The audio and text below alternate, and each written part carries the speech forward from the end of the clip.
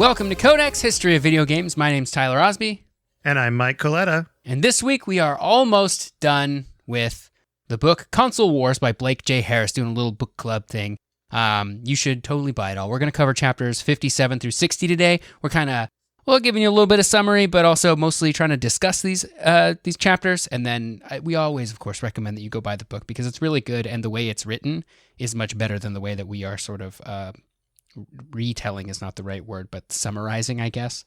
So you should definitely read this book. But it's all about Sega and Nintendo in the early 90s when console wars were just all hype and awesome and really fun. And a lot of people have really good memories about those times. We're almost done with the book. Yeah, that's right. We're almost done. We're getting there. We're making our way slowly. But I'm excited because this chapter 57, called Life on Mars, starts like a lot of chapters do in this book with a meeting. Oh, if there's one thing we love about this businessy book, it's meetings. Am I right, Tyler? Love meetings. Big fan of meetings. And this meeting is a big deal because this meeting is with everyone at Sega of America and their like the top execs like Kalinsky, Shinobu, all the people. Okay. But what's important, this is at CES 1994, and they're meeting with Nakayama, and Nakayama is explaining that whether Sega of America likes it or not, the Genesis is coming to an end. The Sega Genesis is coming to an end as a console for the company. And now Sega of America is not in support of this because they've only had 3 years with the Genesis, right? From 1991 to 1994. Yeah. As far as their official relaunch with Sonic and all that stuff. And they know they can keep going. They got a lot of business. They're moving forward. They're like, no, this is great for us. Why are you taking it away? That's all we get. Yeah, it's way too quick. So, but meanwhile, in Japan, the Genesis, known as the Mega Drive, has been out since 1988. So Sega of Japan is ready to move on, and they're forcing Sega of America to as well. And Sega of Japan is moving forward with both the Sega Saturn, which is called Project Saturn, and then the ominously named Project Mars. And Project Mars is a 32-bit 2D console still. And while Sega Saturn is kind of 3D, we've kind of talked about that before. When we talked about the Sega Saturn, it could do 3D, just not as well as its competitors. All in all, this puts a pretty bad taste in Sega of America and Kalinsky's mouth, because now this thing they've been building, they just have to stop short, which they know is going to be a problem. And there's some rumors in the book about how this is like Sega of Japan taking the power back from Sega of America because they're tired of Sega of America making all this money and calling all the shots. I don't know if that's true. That feels like a very opinion-y thing in the book. And the book is told from Kalinsky's perspective, and that is definitely how he would have told Blake J. Harris what's going on too. Yeah, so it's going to be a weird thing, So I'm going to take this more as the opinion that they wanted to close off this console life cycle of 6 years in Japan versus Sega of Japan really hating on Sega of America. I'm sure that's back there somewhere, in the whole background of this, but the main focus is going to be that the Genesis is a 6-year-old console and they want to move forward. Yeah, and I don't think Sega of Japan would torpedo their own stuff. Like if they knew that the Saturn was a bad idea and they're like, we want to torpedo Sega of America, they would be torpedoing themselves too. So it's like, why would they do that? Maybe they're not on the greatest terms with Sega of America and they don't always agree with the decisions there, but they're not going to intentionally try to sabotage things, right? It doesn't make sense. Right. They're all part of the same company still. We're all on the same team, guys. Come on. That's what they're saying. That was my impression of Sega of Japan. That's a pretty good impression. Thank you. So after this meeting, which is a hot bummer for everyone involved, we have another secret meeting between Nintendo and Sega. They're meeting each other in Las Vegas to talk about the ratings system they have to make. They argue, of course, for hours. And it's at the point that Arthur Pober, who is the mediator and the one that told them all about this stuff, if you recall, actually leaves the business conference room they're in and goes and sits in his hotel for 3 hours to let them yell at each other and get it all out of their system before he comes back. We just got to let them fight it out, I guess. Yeah, he kind of equates them to being children. And finally, Peter Main and Tom Kalinsky are like, okay, you can come back now. And they agree that they have to work together. They have to actually do this because if not, it's going to all fall apart.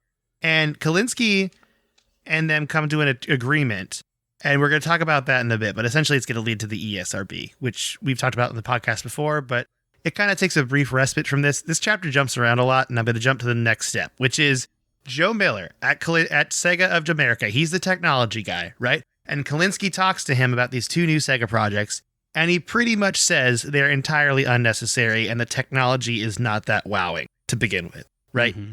Pretty much in full agreement with Kalinske.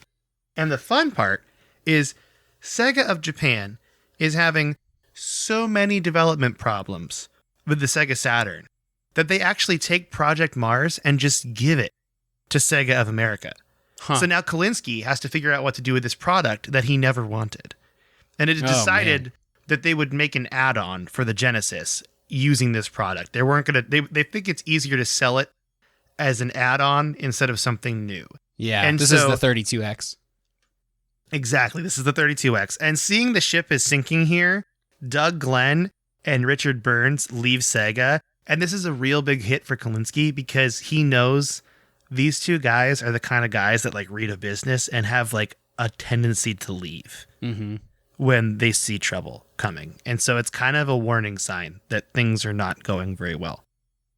Next, we do a quick jump to Tony Harmon, who our friend at Nintendo, who's working with Rare. Ooh, we love Rare. Ooh. And is developing his own Nintendo game with Yamauchi's $3 million bad commercial money that he argued for before. And Harmon is getting pestered by people in the office at Nintendo of America all the time. So he's like, I need some space. So he marches into RoccoW's office and is like, I need a place to develop this in secret with no one around, thinking he has to like make a case and a claim. And RoccoW's like, yeah, sure. That's fine. No big deal. And so essentially we get to see Harmon get agreement to build a Nintendo of America nerd cave for himself. This is just kind of foreshadowing what's going on. The chapter ends, though, in a very dramatic fashion, and that is Peter Main and Tom Kalinske are used to each other, like, making speeches and insulting one another. That's not a big deal. That happens all the time. But once a year, they actually get to do it in the same room. At this Piper Jaffray's annual industry conference, they actually talked in the same room and like throw a diss track back and forth at each other, you could say, arguing about who has the better, a rap battle without the rapping, who like better company. Like what they used to do in 1776, right? In Hamilton times. Yeah, this is exactly like Hamilton, as Tyler put it. And this year, though, things get a little out of control because Tom Kalinske is going through all of his friends leaving. Al Nielsen just left. He's losing people that he loves in his company. He could see it going in a bad direction. He is frustrated. And how does he respond? He loses control and just lets Peter Main have it. Just goes off after Peter Main to the point where Peter Main is like angry. And at the end, Peter Main and Michael Goldstein, who is the head of Toys R Us, are walking out and Tom Kalinske joins them and they just start screaming at each other. Like straight up, we almost got a CEO v CEO fight. Here. Dang. Although I don't think, actually, Peter Main's not technically the CEO, but they almost fought. You know what I mean? They almost went for it. And Michael Goldstein, the Toys R Us guy, has to break him apart, which I find hilarious, that the Toys R Us guy is breaking the fight apart. And they want to get taxis to leave, and he's trying to get them out of the situation, but they can't because it's a snowstorm in New York. It's very dramatic. It's a whole thing. And what ends up happening is Kalinske just ends up walking uptown in New York City in the snowstorm to get away from Peter Main, and then they make a little jab that he's trying to get the taxi that Peter Main would get instead of waiting, like cutting it off, you know? Oh, but, walking up ahead. Yeah, this chapter feels interesting because it jumps around a lot, but you're seeing the cracks start to form for Sega, and you're also watching.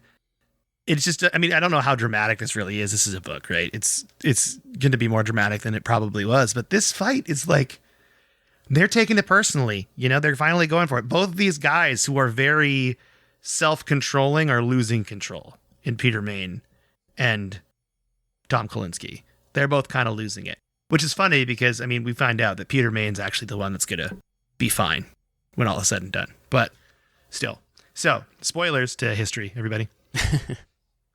The next chapter is called Roses Are Red, and it opens once again in New York City, kind of right after this snowy incident between Tom Kalinske and Peter Main. And it's a cozy, snowy day in New York City in February of 1994, and Al Nielsen, now at Viacom, is having coffee with our hero, Ellen Beth Van Buskirk, the EBVB herself. Love right? EBVB. Who is now at the Sega channel. And they mostly talk about nostalgia like the old times, but the real meat of this chapter comes when she gives Nielsen a magazine. And the magazine has a big, I think it was Forbes, if I'm remembering this correctly, has a big cover story of Sega on it, right? So she showed it to him like, hey, look at Sega, that's great. But what Al Nielsen finds that's way juicier is in the back after that interview. I mean, after that story with Sega is an interview with Hiroshi Yamauchi, essentially publicly shaming Arakawa in this magazine. Dang. Saying that Arakawa is at fault for Nintendo's loss of the market share. Because Nintendo had like 90% of the market share. They're down to 37% now. Sega is full on beating them. This is happening. It's no longer a crunching the numbers or like they would always do these. They claimed Sega would do these tricks to like manipulate the numbers to make it look like they're ahead. They don't need to do that anymore. Sega is ahead right now. Dang. That's a large fall. It really is. And that's why Yamauchi goes after him, essentially claiming that he wasn't aggressive enough. Because we remember when we had all those chapters where Arakawa was like, we stay the course. This is why Bill White left, because he wanted to go after them. And Arakawa was like, no, we stay the course. We know who we are and we keep pushing it. And they did lose because of those decisions. But now the flip is going to happen where Yamauchi's finding out and he's not into it. And now they're going to go back at Sega, which is kind of exciting because we're going to see some big changes up here, I think. This big magazine story, though, came afterward that Yamauchi gave Howard Lincoln a new role. Howard Lincoln took a co-managing role of Nintendo of America with Arakawa, so now they're technically on the same level, even though Howard Lincoln always kind of was, they say in the book, like he was always doing that. But he is now the chairman of Nintendo of America. So he's there. He's ready. He's ready to go. He's ready to fire back, right? This new role, though, came with Howard Lincoln wanting to shoot back at Kalinsky, and they both worked together to get the ESRB set up. That was like the big thing, the Entertainment Software Ratings Board. This was mostly done by Kalinsky, as said in the book. And again, like, we're taking Kalinsky's word for it here, right? Yeah. He's like, I did all the work. Like, oh, you set up 2 rating systems? Because they had their Sega rating system, too. Like, I mean, I'm not saying he didn't do it, but you're right. It's from his perspective. Yeah, but to Howard Lincoln, this couldn't have been done without Nintendo. Nintendo jumped on board and okayed everything. So it's kind of weird that when Kalinsky then blames Nintendo for starting this whole thing, because remember when Congress was like looking at video games and then they actually invited Senator Joe Lieberman to come to Nintendo and they talked to him and they kind of buttered him up. Kalinsky's blaming Nintendo for essentially putting a spotlight on Sega and making this whole thing a big deal, which Lincoln gets really upset about. And what do you do when you get upset, Tyler? When you get upset at someone, what do you do? I yell at him, like, just a lot, probably. That's usually how I handle things. That's usually how you handle things? Well, Yeah. Lincoln doesn't want to do that. You know what he wants to do? Oh, what's he want to do? He wants to write a poem. Yeah, that's right. So Lincoln decides he's going to fire back at Kalinsky, and he calls his marketing people who are in the middle of a meeting. This is Perrin Kaplan and Dawn Verrieu. And we've talked about Perrin Kaplan before. She's a big marketing person at Nintendo. But Dawn Verrieu was a Edward R. Murrow award-winning journalist who was writing speeches for Nintendo. Edward R. Murrow Award, that's from WSU, Washington State University. Tyler and I's. Yep, that's right. Alma mater right there. That's cool. So Lincoln keeps calling them and bugging them, being like, I want to fire back at Tom Kalinsky. I want to do a Roses Are Red poem. They say no. They say no 3 times before Lincoln goes, you know what? I'm going to do it anyway. It's really a weird way to get back at somebody. Do they send this poem to him directly, or is it like an ad they take out? It's a press release they send out, and it says, Dear Tom, roses are red, violets are blue, so you had a bad day. Boo hoo hoo. All my best, Howard. Wow. All this for that. Not worth, I would say. Real poets over there. Real poets. But I mean, think about it. It's weird to me that Nintendo's on this side after what everyone did to Bill White, because I can't get over that. I can't get over the fact that this hearing was 3-4 hours long and they just beat up on Bill White for that amount of time. And granted, he got his big Christmas bonus, but the fact that Nintendo's like mad at Tom Kalinske after they put him through that is just strange to me. That's how cutthroat this was, though, back then. They just didn't care, you know? Yep. And that's how this chapter ends. It's pretty short, but I think the point of this chapter and the point that is made in the book is that Nintendo is now in a position to fire back. And Perrin Kaplan talks about how Nintendo used to have fun. They used to have fun at work, and that kind of stopped when all the Sega stuff happened and they would stay the course. And now they're ready to have fun again. And that is something they had been missing for the last 3 years because of their hatred and, in my opinion, inaction against Sega. Yeah. They hated just sort Sega of so ignored much, but they Sega. didn't do anything. Yeah, exactly. They ignored them and nothing happened. So now we'll see what happens with this new Nintendo, with Howard Lincoln as a chairman, with RoccoW. We're going to see how they push out something to get back at Sega, I think, which is exciting. We're going to start to see some action again from Nintendo instead of just doing what they want and pretending the competition doesn't exist, which had always worked for them, but wasn't going to work anymore because Sega was too big to just ignore. So the next chapter is called Blast from the Past, and we cut to not Sega, not Nintendo, but we cut to Sony, who is, remember, gearing up for the launch of their PlayStation, which came out in 1994. So that's basically this year, or 1995, I guess, in the US. And Olaf Olafsson is interviewing Steve Race. Remember Steve Race, Mike? Oh, I remember Steve Race. Yeah. He's back, baby. He's been around to a few different companies now. He was at Atari in the very beginning. He was at Nintendo. Then he was at Sega. I think he was at Nintendo. Then he was at Sega. And now Olafsson is like, you want to come work at Sony? Which, spoilers, this is the famous Steve Race who did the $2.99 thing at E3 in 1995. When they were announcing the PlayStation, he just said $2.99 after Sega had announced the Saturn for $3.99. I think that was on our E3 moments list, wasn't it? Oh yeah, it's that was a while ago that we did that episode, but it was probably number one because that was a pretty big deal. I'm sure we'll get to that in the book. That's probably about where this book ends, to be honest. So Steve Race had left Sega and he floated around for a couple of years. He spent some time at Philips working on this thing called a DBI, which was a waste of gosh darn brain space edited for curses.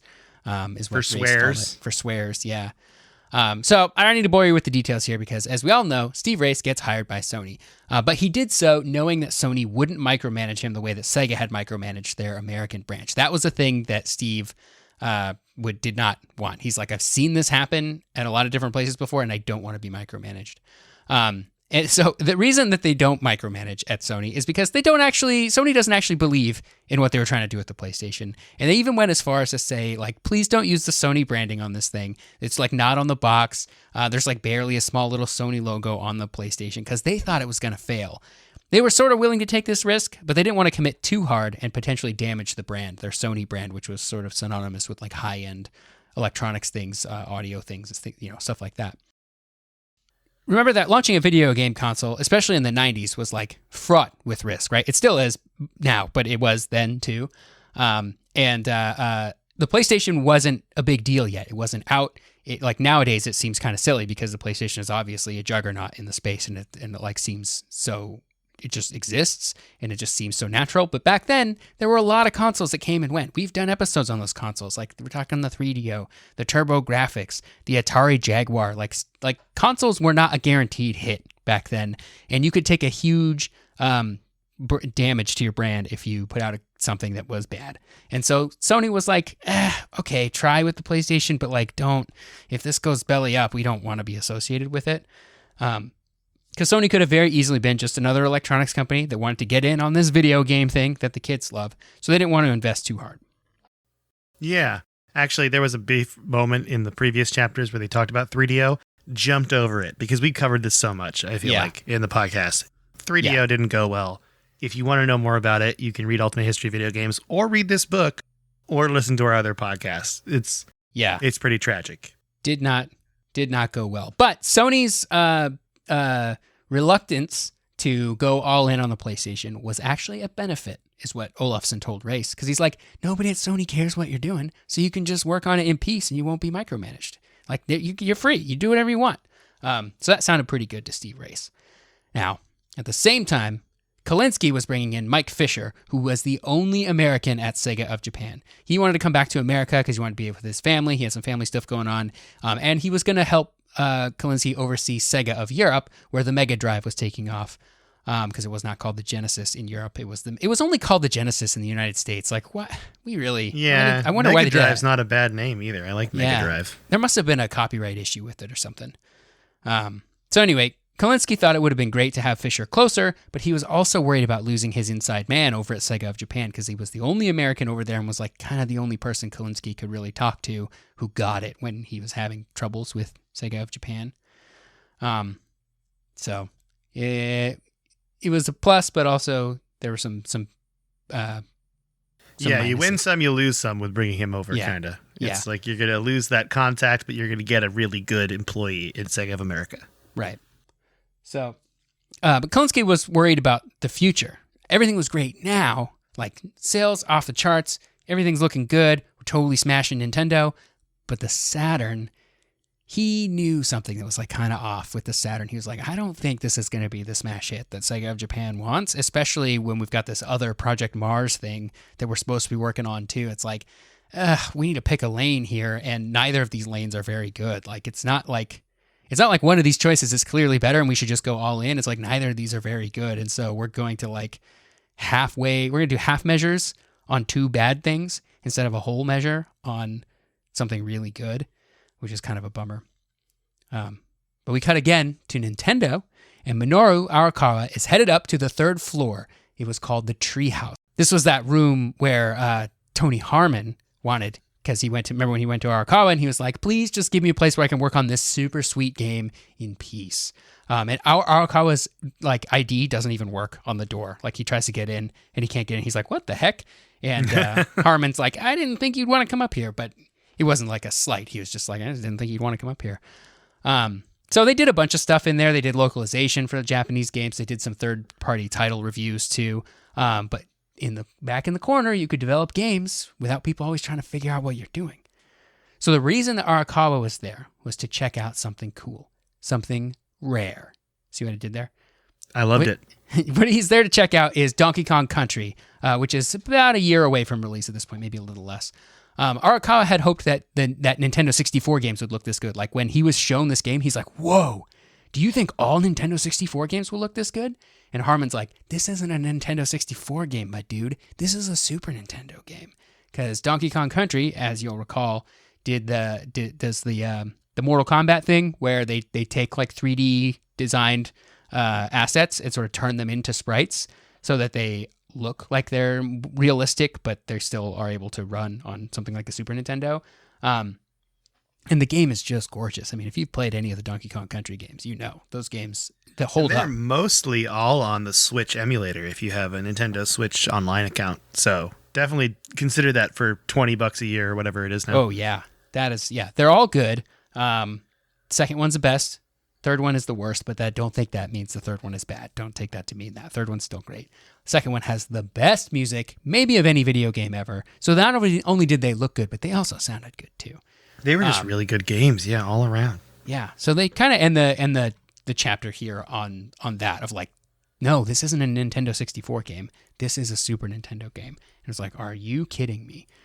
So in chapter 60, this one's called Kings of the Jungle. They undid, like when Arakawa sees this, he's like, we need to change up what we're doing for 1994 Summer CES. We're going all in on Donkey Kong. Whatever else we had, get rid of it. It's all Donkey Kong all the time now. So they did this like live action skit with Randy Pretzman and Bruce Donaldson. They're like exploring for something. They come across Peter Main and George Harrison, and they've been out there for weeks. And what are they out here? They're here to find the thing that put them on the map 10 years ago. A giant gorilla, the original Donkey Kong. There's a whole script. The OG. Yeah, the OG indeed, the original gorilla. The whole script is there in the book. I don't think it's as funny to read as it probably was in real life because these were all like not actors. They were all the executives doing this thing. And the whole thing is like kind of a smartly written satire on Sega versus Nintendo, with Nintendo, of course, belittling Sega every chance they get. There was some real talk in there. Profits are down. Still huge, still massive, but they're down a little bit. And an admission from Nintendo that they had handled the Mortal Kombat situation wrong, but that they wouldn't be making that mistake for Mortal Kombat 2. That's the Sega version was way better than the Super Nintendo version because they had blood and they had all the fatalities and stuff. And so they're like, well, now we have the ESRB. We can put out Mortal Kombat 2. We can slap a mature rating on it, and then we don't have to feel bad or like kids are going to be playing something they shouldn't be because parents are totally going to look at those ratings and not buy games for their children that are inappropriate. Right? Everybody? Totally. Everything's fine. Totally fine. Yeah. Sidebar, real quick. When I was growing up in Alaska, and I was probably 6 at the time of this happening, maybe 5, there was a 3-year-old kid on my block who got Mortal Kombat 2. A 3-year-old? Yeah. And would play Mortal Kombat 2. And I was just like, I'm only 5 or 6, but I know this isn't okay. I can't believe a 3-year-old has the motor skills to play a game. Dude, he was doing a good job. It wasn't bad either. I was impressed. Right. He was like he's this kid's like 3-year-old younger brother, and I'm like, this kid's just playing Mortal Kombat like a champ right now. But he's 3, which I'm like, I don't know about that, but I think he's fine. He probably turned out fine. Everything's fine. He probably turned out fine. I don't have a follow up. That was like 30 years ago almost. So they also talked about in this little skit about how much better their advertising was going to be now that they've been given permission to go a little bit harder in the paint against Sega. So this is the beginning of the Play It Loud campaign. Do you remember the Play It Loud Nintendo ads? That's such a good campaign of ads. Yeah. This campaign is just what the 90s ordered for Nintendo. Like, go watch some of these Play It Loud commercials from the era because they are just full of 90s attitude. Just like the Sega ones had been doing for a couple of years already, Nintendo was finally there. They're a little late doing this, but, it's something, I guess. And that's when they put out all the different colored Game Boys. Like, I had a green Game Boy. That was pretty cool. They had like red and yellow and blue and like a see-through one. Oh yeah, these are the Game Boy, just Game Boys, or just Game Boy a regular Colors? Game Boy, just regular Game Boys, OG Game Boys. Yeah, that's the Game Boy I got for Christmas. Was the green one with Super Mario Land in the thing. Gosh, Super Mario Land slaps so hard. Oh, what a great game! And then at the end of it all, they showed off Donkey Kong, and they just blew the minds of everybody in the crowd that day. They're just like, everybody's like, "Are you kidding me?" And remember, this is the game, you said it earlier, this is the game that Tony Harmon had gotten to make instead of one less bad commercial. That he got that money from RoccoW. He's like, just give me the money you would spend on this like terrible commercial. Let me make a game with it, and I promise it's going to be the best game ever. And it was a good investment for Nintendo. This chapter ends with Kmart coming up to him and being just ready to drop $32 million to get 1 million copies. They're like, we saw Donkey Kong. We want to know, what do we got to do to get 1 million copies? Here's a check for $32 million right here, which is absolutely insane. And of course, Tony Harmon is like, in his brain, he's like seeing dollar signs. But in real life, he goes, okay, well, let me take that back to the team and we'll see, because we'll see how many copies we can allocate for you. And, we'll come up with a deal and all that good stuff. So, but he played it cool, but like, that's a big deal. Like, this game looked awesome. This is like one of the rare examples of a game, rare examples of a game that is just hyped to just to heaven and back, right? Just hype all the time. Game comes out. It's probably, I was alive when this game came out, but I don't know if I played it in the context of all the hype that was around it. But it was probably even better than the hype made it out to be, right? Oh yeah, for sure. I'm like, I think this game just lives up to the hype completely and is even better so. Man, I'm looking at Tony Harmon I'm trying to find info on him because I'm like wanting to know what he did after this, right? Yeah. It's a good question. Like, I don't know. he worked on Donkey Kong Country, Killer Instinct, this is crazy. Other projects include Grand Theft Auto, Crackdown, APB, and Chrono Blade. Okay, so that's like, this not guy's all of got them are quite winners, but there's some good not stuff. all of them are in there. winners, but Crackdown 1 is kind of a cult classic. Yeah, I feel like all those games are. I played a little bit of the newest Crackdown because it's on Game Pass, and I was like, this was pretty fun. Yeah, man, that game got destroyed, Crackdown 3, in an opening, and I think it got a little better after that. But yeah, It's just cool. This guy did it. He did it. It makes me so happy. He could have retired after Donkey Kong, been like, I made my mark on the world. And he could have been we're like, still talking about it today. Yeah, man, that's such a good game. Makes me want to play that tonight a little bit, but there's too many games. Speaking of games, what you been playing this week, Mike? Well, me, the co-host of this very podcast, I didn't know how to intro this. This is going terribly. I did something I have not done in years, and I waited in line at a pre-release at GameStop, and I got myself on Thursday night Pokemon Violet. And I have been playing Pokemon Violet, but not as much as I'd like because I've had too much stuff going on. But man, I'm feeling that Pokemon fun, like an open world, like ready to explore, even with all the frame rate drops. It's still fun. I was gonna say, this game is getting destroyed in the press right now. You'd think you put it in and your Switch just catches on fire. I am blown away at how unoptimized this game was. Like, this seems like a major blunder for sure, but I don't think it really impacts the gameplay to me that much. Granted, I've only played it like 3 hours and I haven't like clipped through a wall like other people have. Like, I watched a video on TikTok of a person clipping through the floor and just falling to their death. Or throwing a Pokeball and then appearing on an island they can't leave and their character's just stuck there. Oh no. Yeah, it's pretty amazing. I don't know. I love the gameplay. I'm having fun with it. They've definitely got that sword and shield, we've made Pokemon really easy thing going on. Yeah. Where my Pokemon, I'll fight a big boss and then my Pokemon will all be healed like they just went to a Pokemon Center. And I'm like, wait, what? But it's fun. I don't think it really impacts me as much, the frame rate drops. I'm fine with it. That's the funniest moment for me is you're definitely at like Pokemon school, Pogwarts, as I've been calling it. And you go to your homeroom class and they're all excited to meet you because it's a Pokemon game and it's a utopia and everyone's happy, right? Mm-hmm. And the students are supposed to be like clapping and cheering for you and waving at you in the background, but they're all like moving at 1 frame per second because the game just can't handle it. Or the Switch can't handle it. And it was so funny to me. It's kind of like beautifully janky is how I would put it. You know, like in Pokemon Arceus where I'd look in the distance and I'd see a bird flapping at like 1 frame per second. I'm like, the good old days, even though it wasn't that long ago. I'm having fun with it though. I'm really enjoying it. Do I think everyone will enjoy it? Obviously not. It's definitely got some issues. I'm wondering if they can push out some sort of hot fix to like optimize some of these big bugs that we see online. But yeah, I'm playing it. It's working. I'm still playing the game. So, hey, you know. Well, hey, they got your money. Yeah, they got my money and I'm playing it and I'm enjoying myself, even if it does have serious technical issues is how I would describe it. Yeah. Other than that, I'm playing a little bit of New World, and I've also picked up a little bit of Jurassic World Evolution 2 again, because I was like, I never played these challenge maps, and they're really hard, and I'm going crazy trying to figure out why my amenities aren't working. So, but that's fine. But Pokemon's the real one. So, if anyone here is playing Pokemon, Violet or Scarlet, hit me up in Discord. I will send you my friend code. We could be friends in Pokemon. Still doing friend codes, huh, Nintendo? Actually, they do a different thing now, I think. But we could be friends on Switch online or whatever, or however it works. Anyway, what have you been playing, Tyler? Well, I put a couple more hours into Mario plus Rabbids Sparks of Hope. Very fun. Still digging it. Haven't been able to sink as much time into it as I would have liked.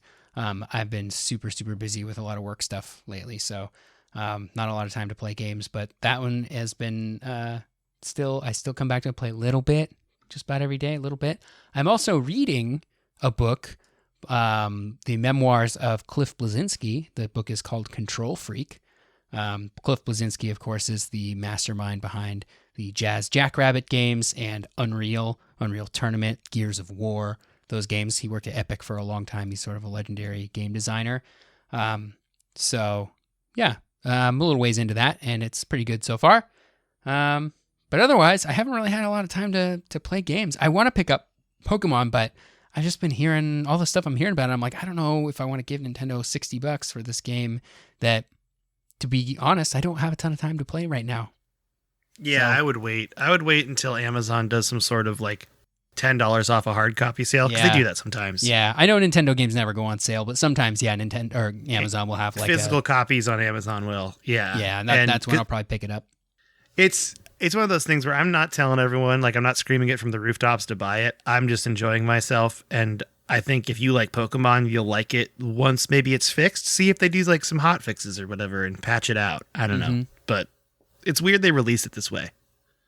Yeah, that's strange because you think like this isn't the kind of stuff that like gets by a QA team. Like you know that these bugs are in the system somewhere. Like we need to fix this stuff, and somebody made the call of like, no, we don't. Yeah, I wonder if they're just like, it's Pokemon, it'll sell, who cares? But I definitely feel like there's some QA issues. That's putting it lightly.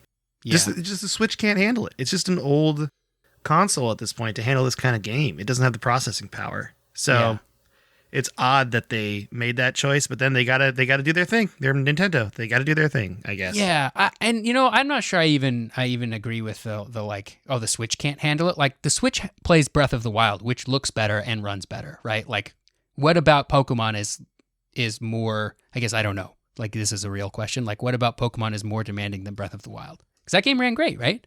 Yeah, it did. I wonder if it's just not optimized. Like they just didn't take the time to go through and be like, okay, these are things are like loaded, like things are just loading in that don't need to be loaded in.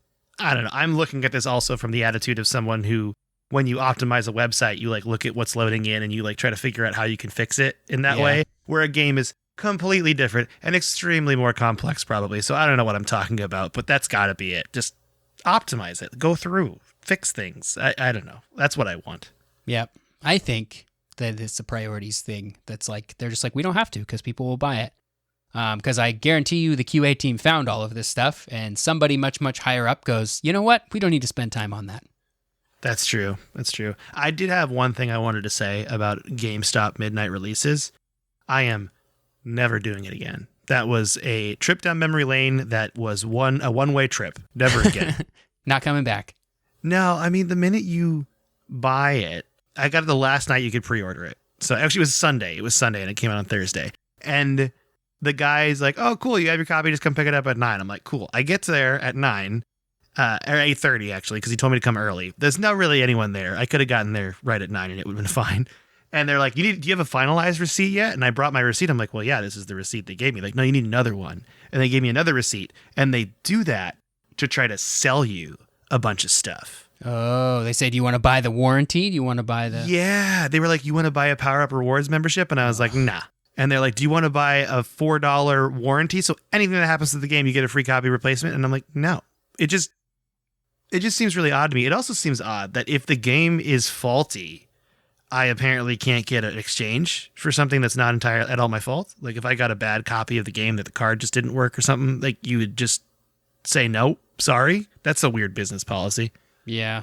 And then on top of that, like just sitting in a room in a GameStop store with 60 other people crammed together was an awful experience. Just the smell was not great. In this economy? No way. It was not great. I hated every part of it. And then I told myself, never again. Not worth at all. Just make sure I get the copy on Amazon and have it delivered the day it comes out. That's the key. I just didn't do that this time and I forgot. And I'm like, well, I'll try a GameStop release. That sounds fun. Not fun. Dang. 2 out of 10.